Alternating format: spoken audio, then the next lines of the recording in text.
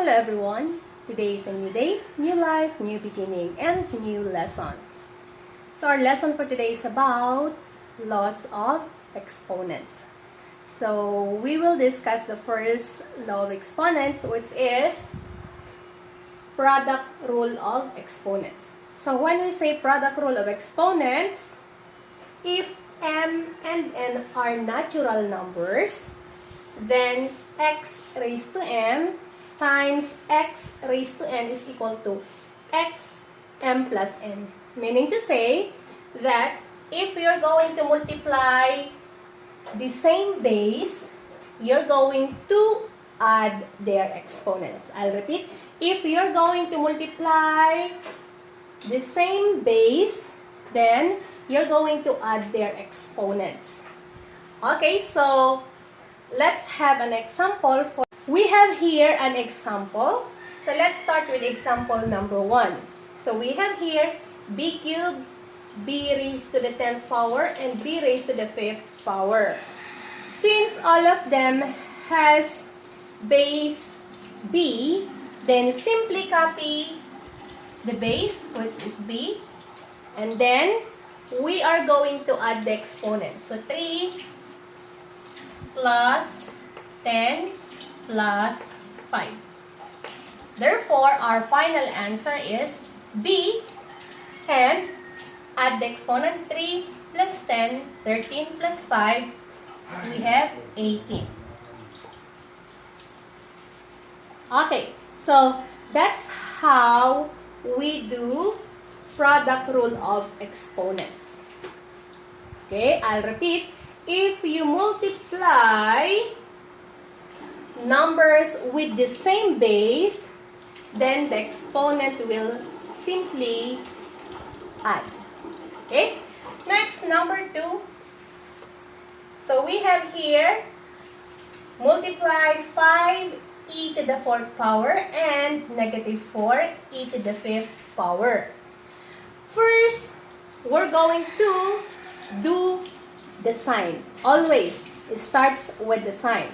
So in here, we have positive and negative. Okay? Therefore, we will do positive times negative. We have negative sign. Next, now after the sign, we will do the numbers. So 5 times 4, we have 20. Next, of course, letters. So since we only have one term, the same, e only, e to the 4th and e to the 5th, so copy e, and then add the exponent. 4 plus 5, so 4 plus 5. Then, simplify, negative 20 e, and then 4 plus 5, 9. Okay? Next, example number 3. So this is our answer for number 1, answer for number 2. Okay, in example number 3, we have here 4d to the 9th power, 3d to the 3rd power, and 2d to the 6th power. So first, again, we're going to do the sign. Since all of them are positive, so we have already positive sign. No need to write the sign, okay? Because if it is positive and it's on the first part, okay, then no need to write. That is automatically positive. Next, numbers. 4 times 3. 4 times 3 times 2. Next, letters. All of them are D. So, copy the base D and then add their exponents. So, 9 plus 3 plus 6. Therefore, simplify. We have 4 times 3, 12 times 2, 24. And then copy base D and then add the exponent. 9 plus 3, 12. 12 plus 6, 18. So D raised to 18. So the final answer is 24D raised to the 18th power. Okay? Okay, so for example number 4, we have here x raised to the 8th power multiplied by x. So since they have the same base, so copy the base x and then add the exponent. So if the base has no written exponent, that means to say the exponent is 1. Remember that 1 is always invisible when we talk on mathematics. So 8 plus 1, we have 9. Okay, if the problem is written like this, you can easily write the answer because this is very simple. So just copy the base and then automatically or simply add the exponent. So x raised to 9. Next, we have number 5. So in here, if you notice, we have two terms, x and y. So what are we going to do? Or the same base, I should say. Of course, we always start with signs. So positive times positive is equal to positive. Positive times negative is equal to negative. And negative multiplied by positive is equal to negative. Therefore, our sign is negative. Next, numbers. 1 times 1, 1. 1 times 4 is 4. 4 times 7 is equal to 28. Next, look for the first variable. We have x as base. X as base. So, just copy the base of x and x and then add the exponent. So, we have here, no need to write. Okay? Simply add. So, we have 2 plus 3. We have 5. Next, we'll go to y. Y. So, in here, there's no written exponent. That means 1. So, 1 plus 6, we have 7. Okay. Therefore, our answer is negative 28, x to the 5th power, and y to the 7th power. Okay? Next, number 6 example. So, in here, if you notice, we have fraction as one of our base. Or the number. Okay? So, first, we're going to deal with these numbers. So, first, so we have, we're going to do cancellation since we have fraction. So, 16, this is a whole number, so over 1 to become a fraction. Okay? Because any whole number, it is divided by 1. So, still the answer is the number itself. Okay, so it starts with the sign, negative times positive times positive times positive is equal to negative. Next, numbers. So, since this is 3/8 and then 16 or 16 over 1, then we can do cancellation. 8 and 16 are both divisible by 8. So, their GCF is 8. And remember that cancellation will apply by numerator and the denominator, okay? So, 3 and 1, that is already prime number. Next, 8 and 16, still composite, and they have the GCF, which is 8. So, 8. 8 divided by 8, 1. 16 divided by 8, 2. Okay, next. So, we're going to multiply 3 over 1 is 3. So, 3 na siya. 2 over 1 is 2. Next, numerator to numerator. Whole number na siya. So, 3 times 2, 6. 6 times 3, 18. Next, letters. So, we have A, B, B, A. So, we will start with A. Copy the base A. And then, add the exponent. 5 plus 7, we have 12. And then we have B. So 6 plus 3, 9. Therefore, our answer is negative 18, a to the 12th power, and b to the raised to the 9th power. Okay? Okay. Okay, so for example number 7, we have here 5 over 9, a b to the 3rd power multiplied by ab and multiplied by 2/3 a squared. Of course, all of them has positive signs. So, positive na ang sign natin.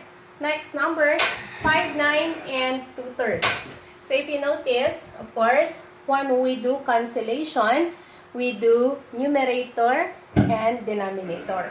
So, we have here 2 and 9, no common factor. 5 and 3, there's no common factor.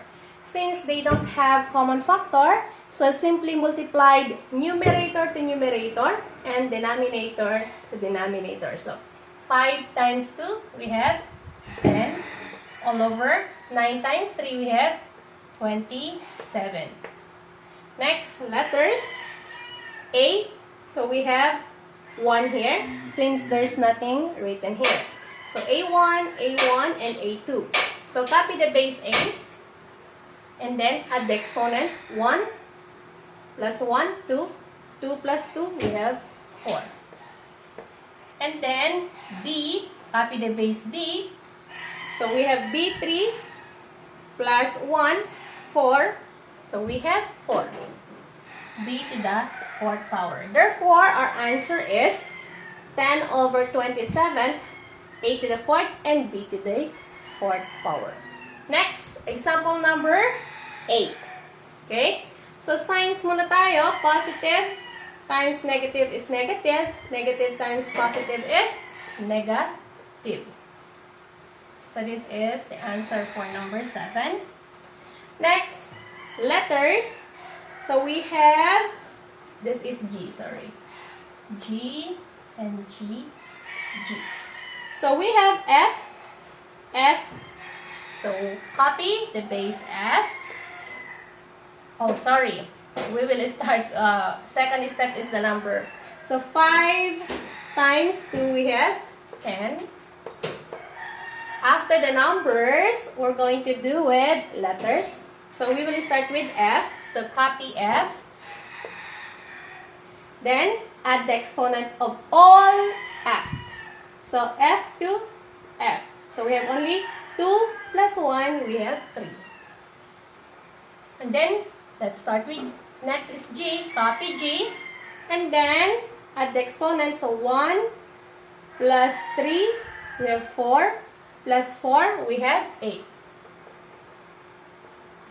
So, our answer is negative 10, F cubed, G8. Okay? Next, number 9. Again, positive times negative is negative. Negative times negative is equal to positive. So, no need to write positive sign. That is automatically positive. Next, numbers. 4 times 6, 24 times 3, 72. So, we have 72. Next,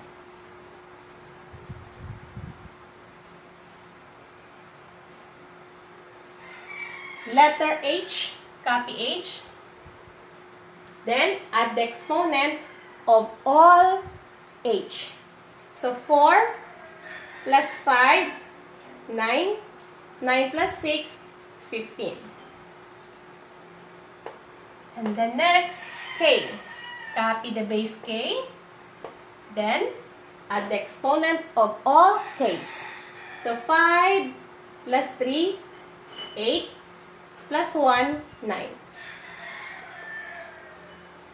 So, our final answer is 72, H to the 15th power, and K to the 9th power.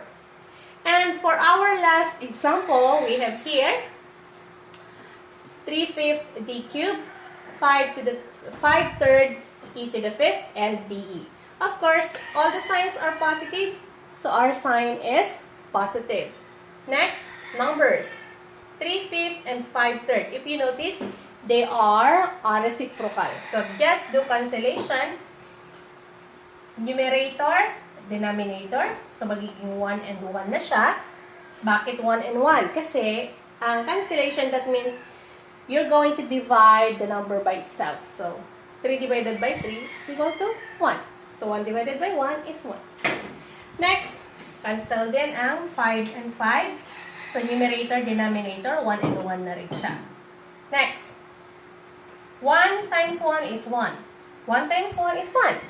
And 1 divided by 1 is 1. So no need to write. Next, d cubed, e5, de. So just copy the base d and then add the exponent. So 3 plus 1, again, if there's nothing written, that is automatically 1. So 3 plus 1 is 4. And then next, we have e. So 5 plus 1, 6. Therefore, our answer is d to the 4th power and e to the 6th power. Okay, so that's all for today. We just focus on one topic, which is the law of exponent, product rule of exponents. Okay, so next time we're going to discuss the second law of exponent. Okay, goodbye and thank you for watching.